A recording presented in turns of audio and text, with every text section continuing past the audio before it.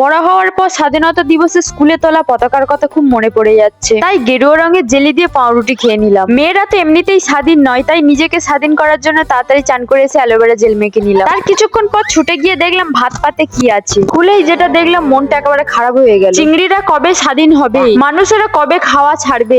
তুইও তো খাবি এক্ষুনি, এমন নাকামা করে নাকার গা একা জ্বলে যায়। না আমি খাবো না, আমি এই শুধু ভাত আর এই তিতো পাতা দিয়েই ভাত খাবো। খাওয়ার আগে একটু গোল করে তো নিতে হবে নাকি? এইটা গিয়ে পেটে যাবে, ওর গোল করার কি মানে?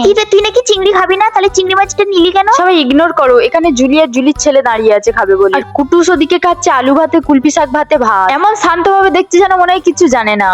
তারপর আমি খাওয়ার পর রেডি হয়ে নিচ্ছি, আমাকে একটুখানি যেতে হবে বাইরে। আমার সঙ্গে যাচ্ছে আমার দিদি, না মানে একদম শাঁকচুনি। যেতে যেতে আবার মুখ ফুক সব ঘুরিয়ে নিচ্ছে অন্যদিকে, যদি উঠে যায় কোনো ছবি আমার ফোনে। তাই জন্য সাইকেল চালিয়ে চালিয়ে হাঁটে এসে দেখি সব দোকান বন্ধ, শুধু ফুরলি দোকানটাই খোলা আছে।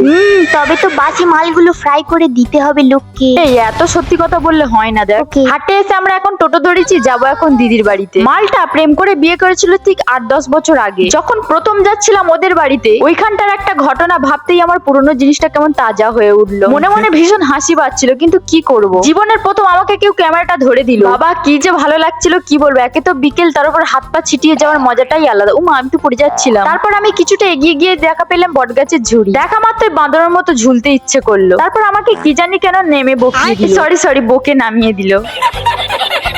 যাই বলো আর তাই বলে, এদের এদিকে জায়গাগুলো কিন্তু বেশ ভালো। বিকেল বেলা করে ঘুরতে এলে বেশ মনটা ভালো হয়ে যাবে। কিন্তু সবার কি আর ভাগ্যে বিকেলের ঘোরা থাকে? ওই যে দেখা যাচ্ছে কুতুব মিনারের পাশে আবার একটা ঝিল। এই যে আমরা এসে গেছি এবার দিদির বাড়িতে। তো দিদিও তো আছে সঙ্গে নাকি?